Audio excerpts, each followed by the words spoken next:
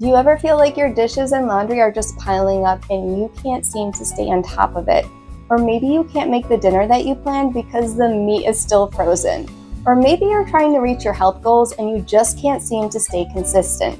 Or even sometimes you feel distracted as a parent and then you feel guilty about it later. I've been there. I'm not naturally organized, but I do have daily habits, small daily habits that help me keep my life together and help me reach my goals.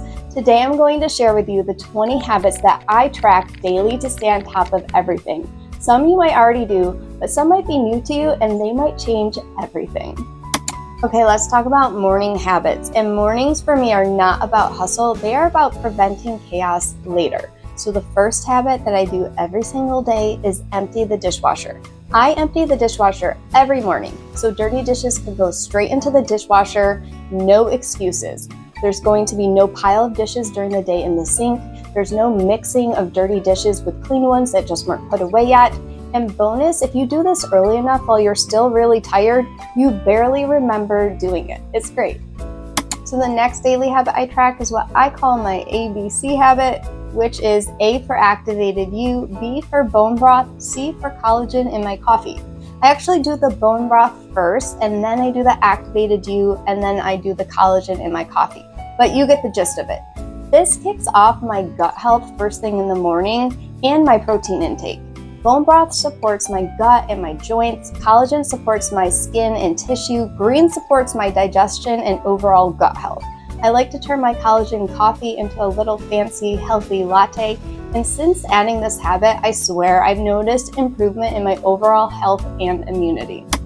So the next habits I track are for quiet time, but I actually track these all separately. So I track my prayer time, gratitude, abide meditation, and my devotional time, usually with a coffee in hand during this time.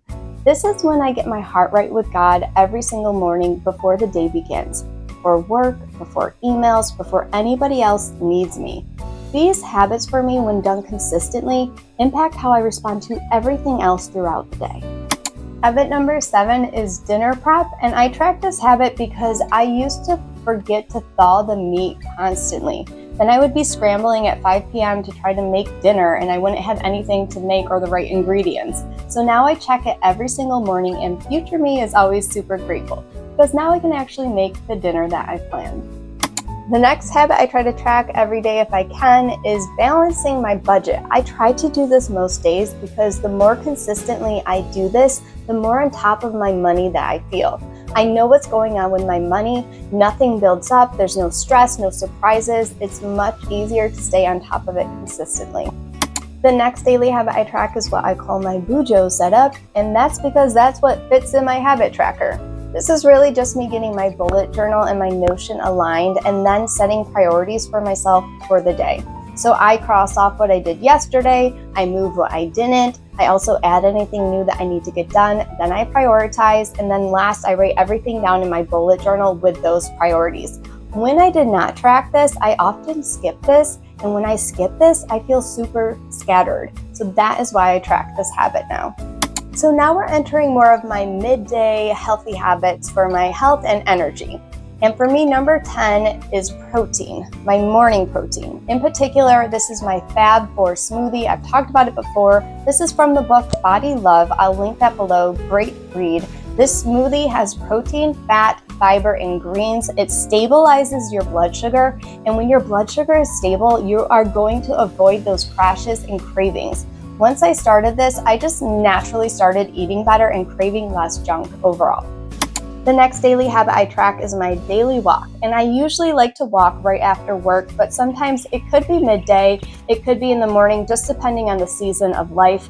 This not only helps me get my low impact cardio in daily, but getting outside helps to regulate my stress, it helps to improve my overall mood. It also transitions me from work mode into home mode.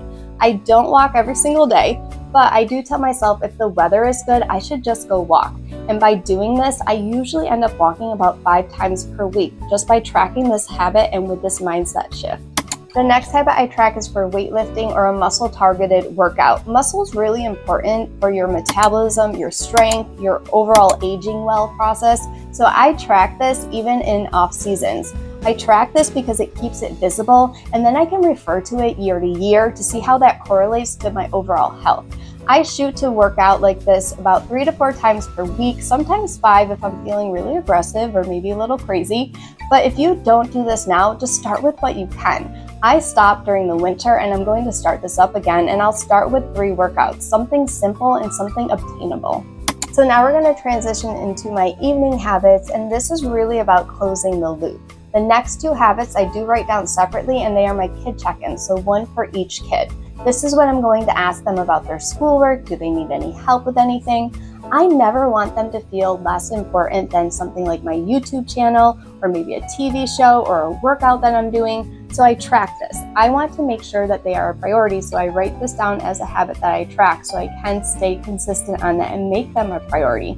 When they're not in school, I'll ask them about do they do their chores, because this is something I find they can easily forget on the weekends or maybe during the summer when they have a little bit more time. The next daily habit is washing laundry, and we've talked about this before. I start a load of wash usually before I go on a walk every single day, and by washing a load daily, this just prevents the buildup and that massive pile that you have to take care of at the end of the week. I hate that, and so I never want to go back to doing that again, so I track this habit.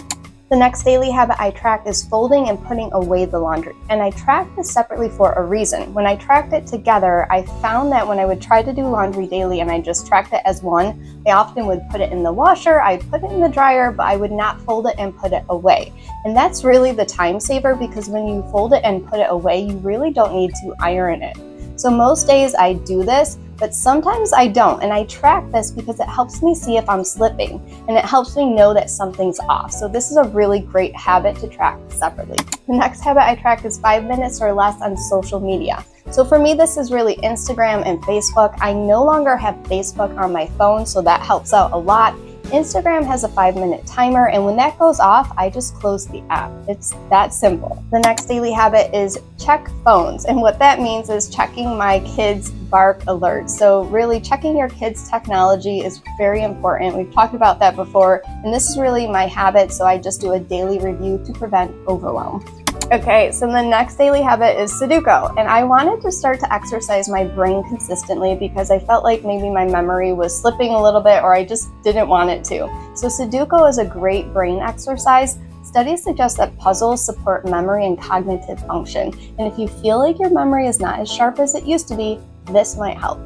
The last daily habit that I track is reading or listening to an audiobook.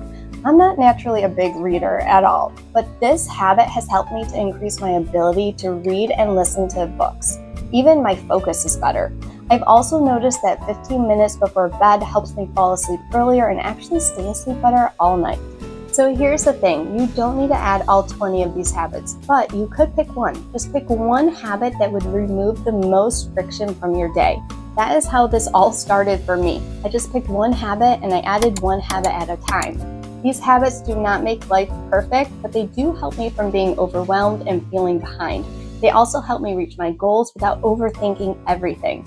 If you happen to like this video, hit the like button and subscribe if you haven't already. Tell me in the comments below which of these habits are you already doing and what one are you going to add. Thanks so much for watching.